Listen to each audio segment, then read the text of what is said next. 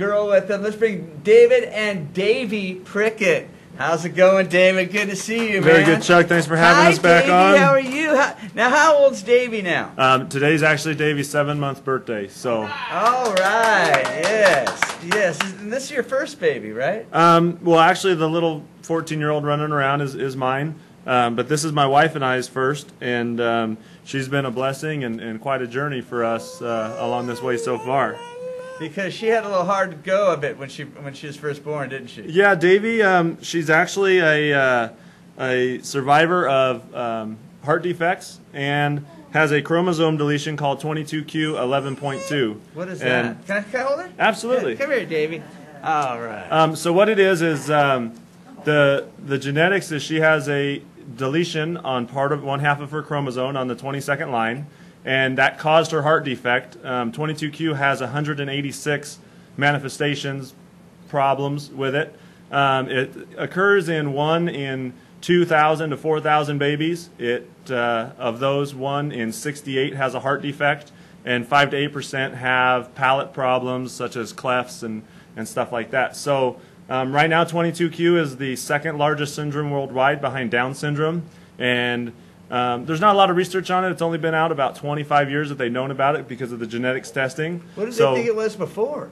Well, because you couldn't see the DNA, they didn't know. But there's one syndrome inside 22q called DeGeorge syndrome, which has autoimmune deficiency disorder. There's no thymus. So that was the physical thing. If you didn't have a thymus, they said, hey, you got DeGeorge syndrome. Mm-hmm. Now they know that it's 22q, and they're finding out lots of other people that have learning disabilities, facial defects, small posture, so many other things. Like I said, there's 186 manifestations to 22q. So that caused the heart defect. Heart defects are 1 in 100.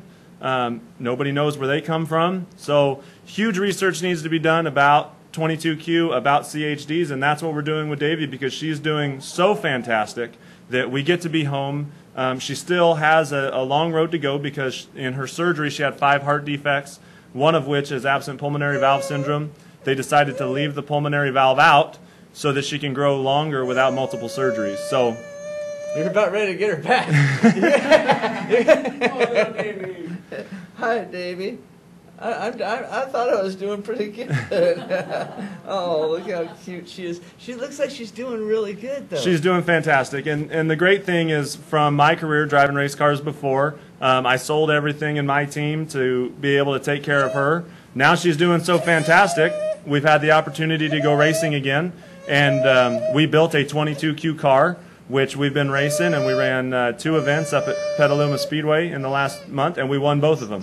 Excellent. So we are raising awareness for 22q and CHDs, and there you go. It's broken. All right. Well, that was pretty good. I hadn't had one of those for a while, but real soon, yeah, you gotta get your practice in. Yeah, all the time. So she's doing real good. That's good to see. But yeah, now you brought your car with you today, and I know there's some people out there really excited to see that. We did bring the racer. Let's take a look at that thing. Can you tell us a little bit about it? What it is it's a 600cc motorcycle engine in an open wheel chassis. It's called a mini sprint or a micro midget. They weigh 500 pounds. The car itself makes 120 horsepower. The track we were running. Is that it? That's it there. Is that it outside? Yeah, the track we were running Saturday, we were doing about 95, 100 miles an hour entering the corner. In a motorcycle engine in a car? Yeah. Wow. Yeah. And so what do they do? What are they doing to these engines to pump them up?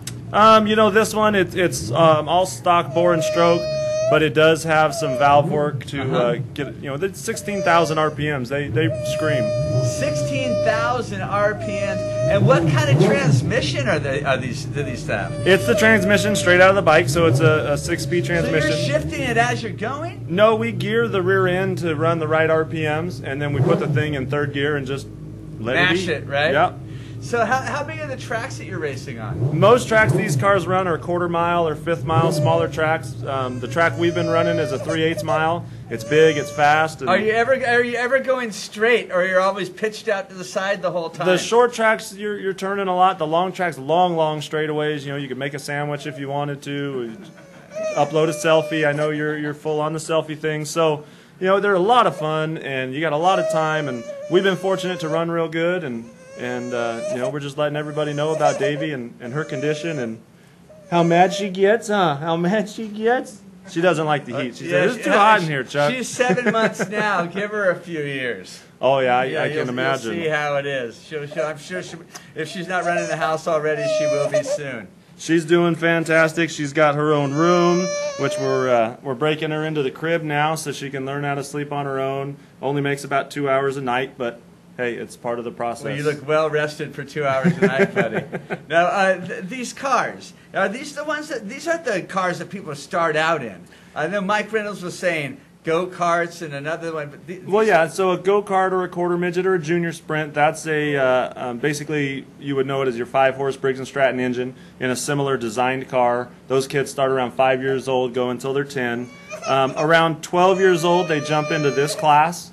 And then they run, you know, there's some 40, 50, and 60-year-old guys that are just having fun doing it. There's some guys that, you know, 18, 19 years old, they just didn't get any further in their career, so they do it. But just about everybody you see that came from open wheel running midgets or sprint cars or stuff, you know, that's what they did. They ran micros and mini sprints and stuff like that. What's next for David Prickett?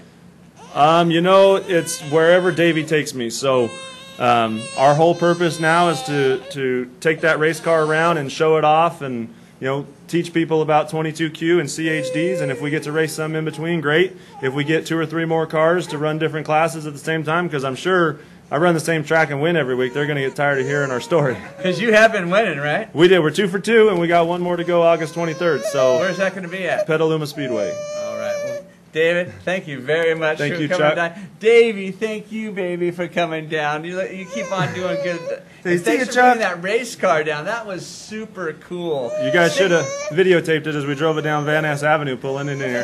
You know what? I think if you could stick around, I'd love to do that in a little bit. In fact, I'd love to be behind the wheel.